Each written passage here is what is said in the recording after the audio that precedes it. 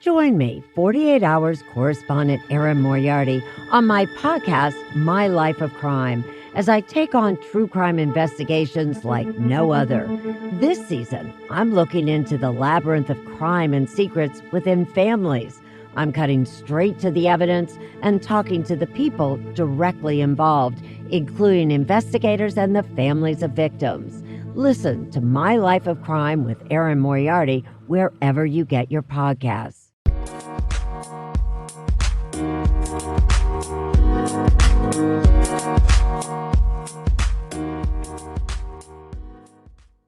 Alright, what's up guys? Welcome to another episode of the TMossBoss Show. And in today's episode, I don't know if I ever did an episode where I talked on this. If I did, then I'm just doing a more updated version. But if I haven't, then in today's episode, I will be talking on how communication is key. Now, I feel like recently I've been saying that a lot.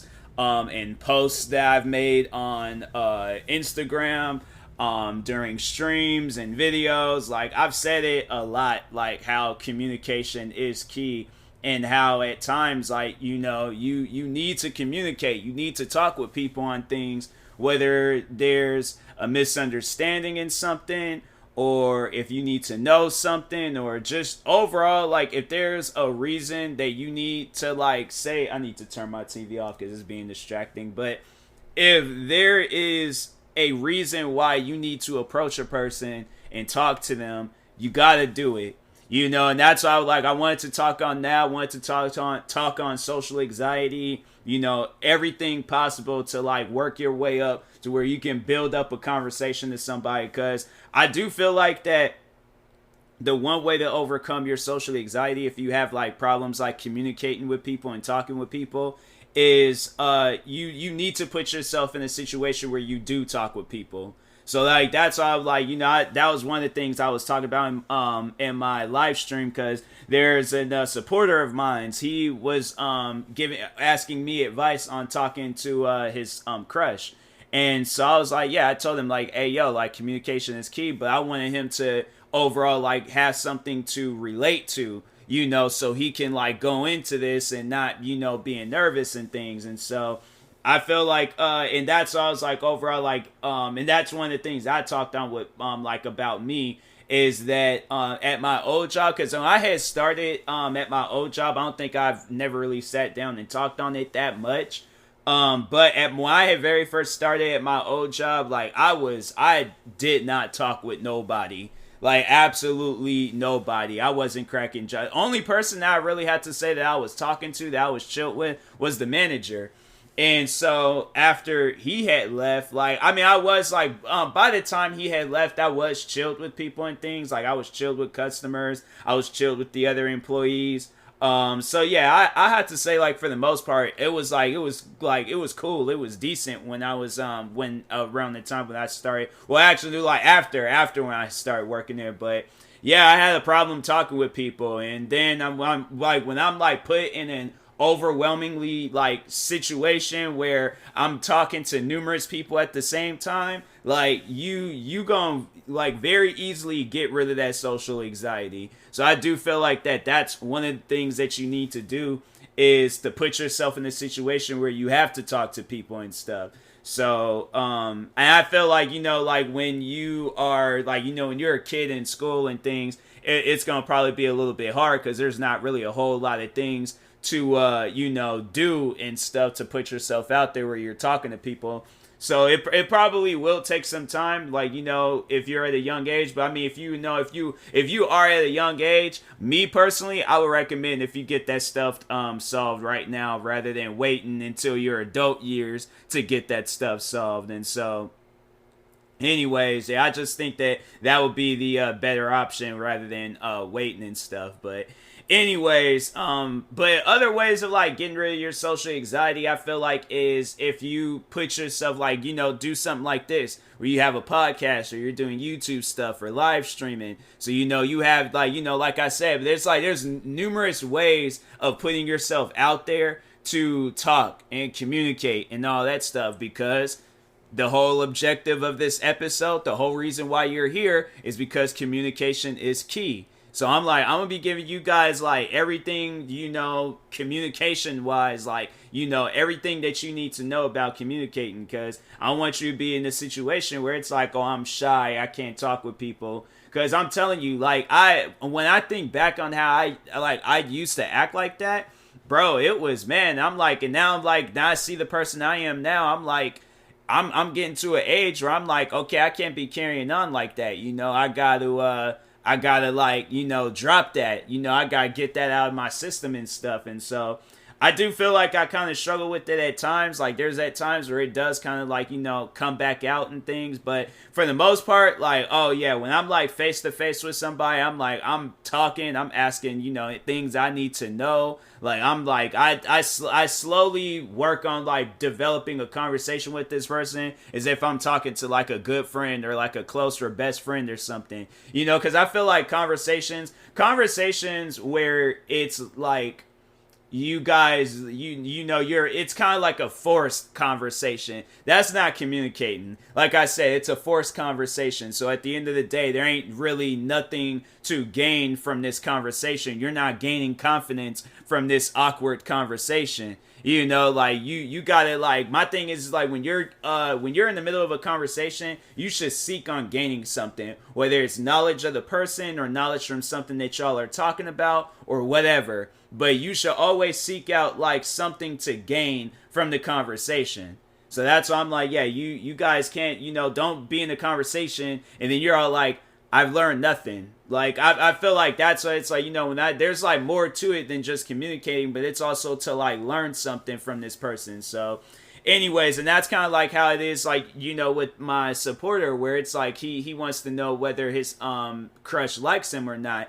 And the funny thing about it was that his friends were saying like, bro, she's liked you for years. So it's like, all right, my thing is like, if there's nothing to really communicate about, like on especially on a topic like that where you already know, it's all about, okay, now you just gotta know how to approach a person. And I feel like that's like another thing that you need to do. And there's so many different ways on like approaching a person, but it's like, you can't be afraid to approach a person. You just at times just gonna have to just go for it and just wing it, and whatever happens.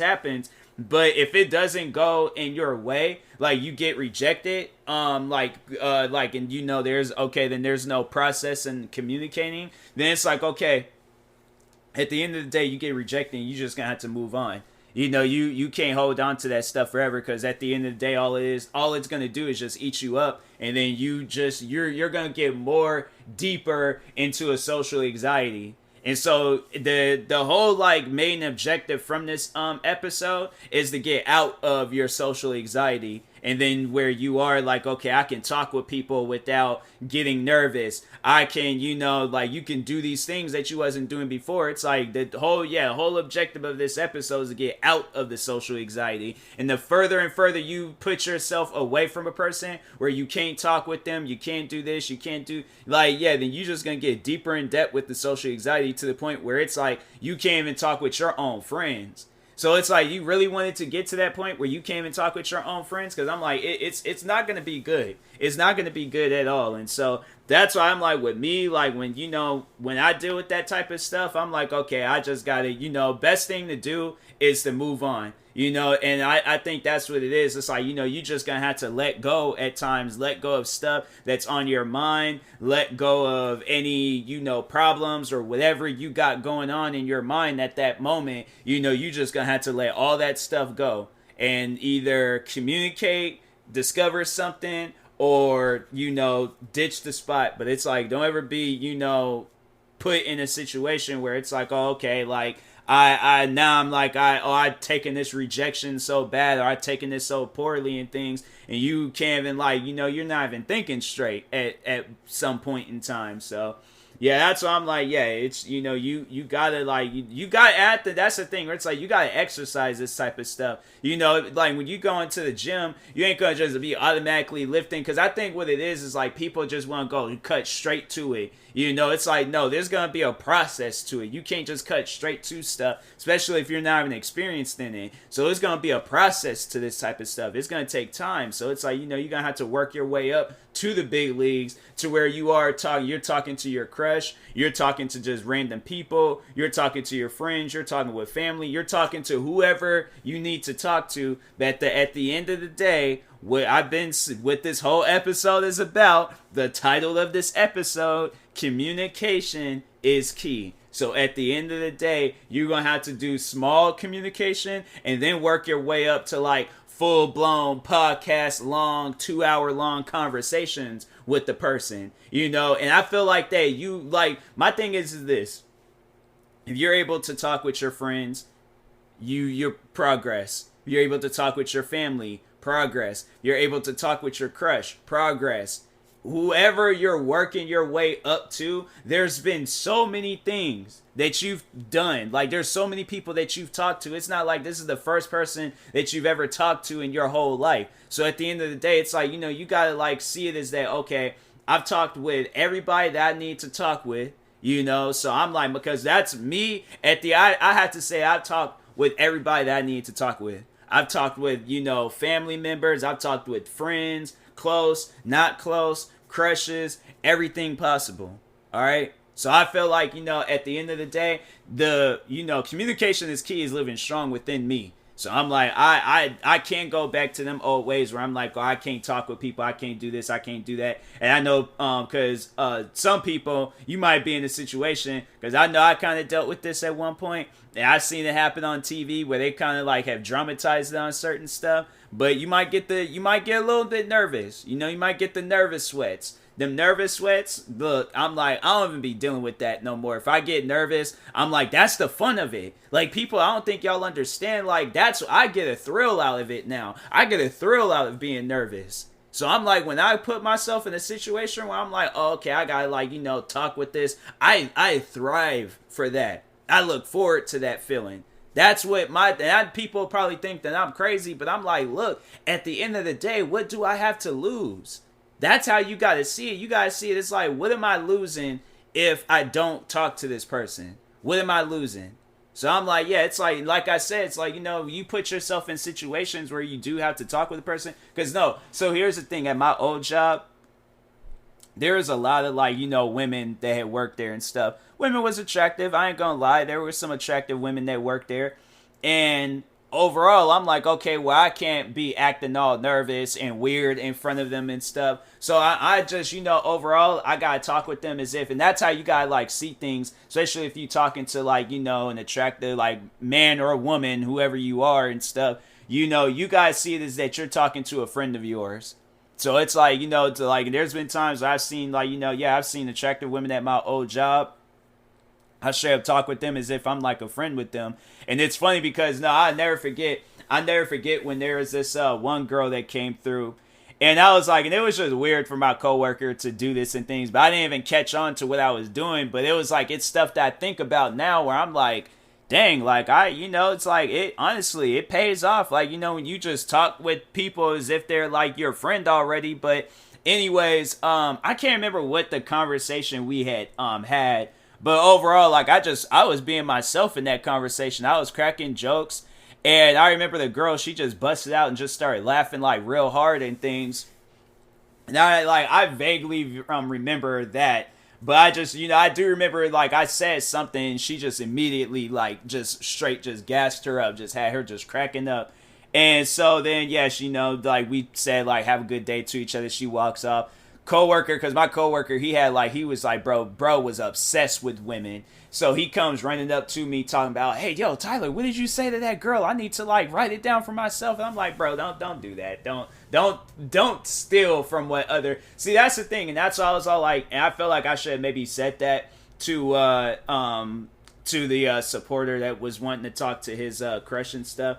Don't steal like things, like, unless like that person is giving you the green light on what to say to this person, because in case you don't know what to say and then you're asking them like, oh, what should I say, then it's like, all right, cool. But don't ever be like, oh, yo, can you tell me some things? Like, no, I feel like the best way to talk to a person is what's on your mind. Because I feel like that in a situation like that, when you want to talk to your crush, you already got that one thing on your mind. whether your crush likes you or not. So if that's going to be the conversation, that's going to be the conversation. But don't be like, oh, okay, well, I got to think of some things to say. Because then the conversation ain't going to seem legit. It ain't going to be authentic. You're going based off of what other people are saying. Because, okay, so let's say if I did tell this coworker what I said, right? Then he says that to another girl. She's going to be looking at him like, where does that even come from? Like, if that girl ain't even into that type of stuff, because, see, that's the thing at my job. There was women that I was cool with, and then there was women that I wasn't cool with. So there would be women that I would crack jokes with, and there would be women that I wouldn't crack jokes with. You crack a joke with a woman that ain't trying to have that, that's a negative and a positive.